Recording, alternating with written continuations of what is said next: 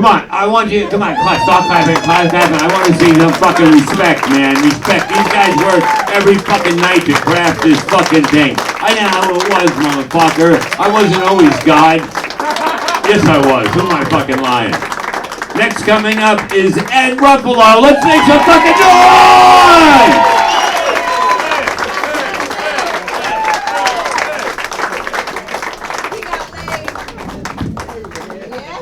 Trust me, this is the only way I'm getting laid, honey. No, I recently played down at the Taj Mahal, Atlantic City. Let me tell you, that place, Atlantic City, gets a bad rap. Let me tell you, I go in there, I go into the place, I go into the bathrooms. They got marble floors all over the place in the bathroom. You go up to the urinals, they have these gold-plated mirrors on the urinals. Right, so I'm standing there, I'm taking a piss. I look down, I see my dick. I'm like, holy shit, I haven't seen that since '97. How you doing, buddy? What's going on?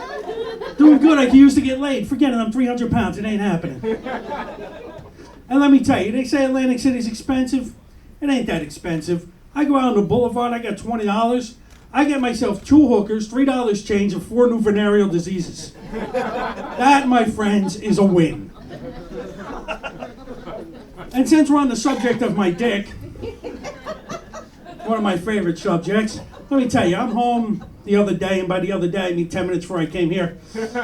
And I got YouPorn going on the computer, I got Playboy going, and I'm getting nothing. My dick's just not working. All of a sudden,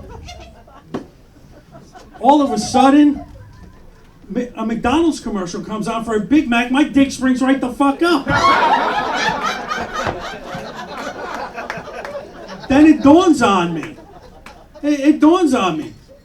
There's no way I'm dating any of these chicks in Playboy. I'm not fucking any of the chicks on YouPorn, but I can get myself a Big Mac. That's accessible. I like that. You know, so the other day I'm fucking this whore, and I know she's a whore because she's fucking me. Right? And I'm pounding her from behind. I'm nailing her right in the back door.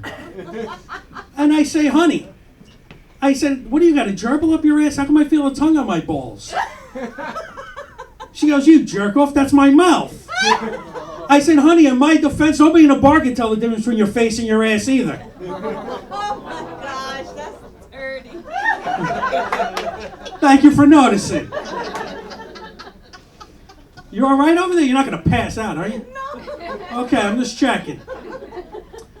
Hey, while I'm checking, you ever been tied up during sex? Yes. You have been? That's good. Then me and you have something in common because I've never had sex with a girl who hasn't been tied up. In fact, speaking of tied up, right now I have 2 Asian hookers tied up in my trunk. Oh, no. I think one of them is still alive. But it's okay. It's not illegal because they're not legally in this country. So it's fine. You know, anybody see Bruce Jenner lately? Or Caitlyn, whatever the hell his name is? I can't even tell you anymore. Yeah, you know, the guy goes out, he gets a set of tits, and they put him on the cover of Vanity Fair magazine. I get a set of tits when I hit 250 pounds. Nobody's putting me on any magazines. What kind of shit is that? How you doing, Melissa? That's good. I just out of curiosity, you ever wake up on a train butt naked? Not in some city you never knew you had? You have? Melissa. Once? The good news, what do you want me to call it, Billy? He already knows your history, Melissa. He's my ex-boyfriend. Yeah, I got a story about that too. That's coming up. Just so you know, after that drink, you're going to wake up on a train again. Just telling you. You know, that's the very famous Rufolo Roofie Colada. You know, and speaking of ex-wives and that, and thank God she's not my ex-wife, but, you know, my ex-wife is a real bitch.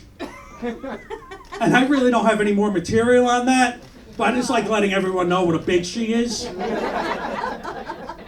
I gotta say, through 18 years of marriage, she wasn't always a bitch. Maybe only like, really, if you span it out, there was only about 6 months she was a bitch. That's nasty. The rest of the time, she was just a fucking cunt.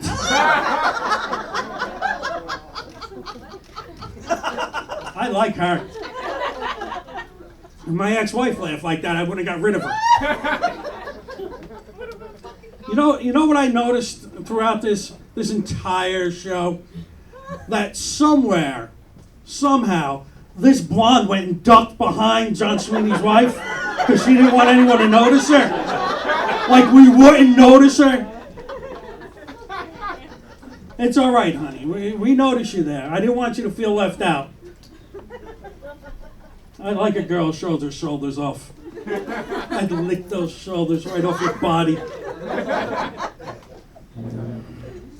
I'll tell you though, I like this girl. Don't eat her, Tom. I like her, okay? She's got the nice blue hair going. She's got tattoos. You know what they say about girls with tattoos, right? They got ink, they take it in the stink. That's what happens. Not true. Not true. So true. You just you need a roofie colada. Can we get one over here for her? Because that's about to become true by the end of the night. I didn't come back to my blonde friend over here.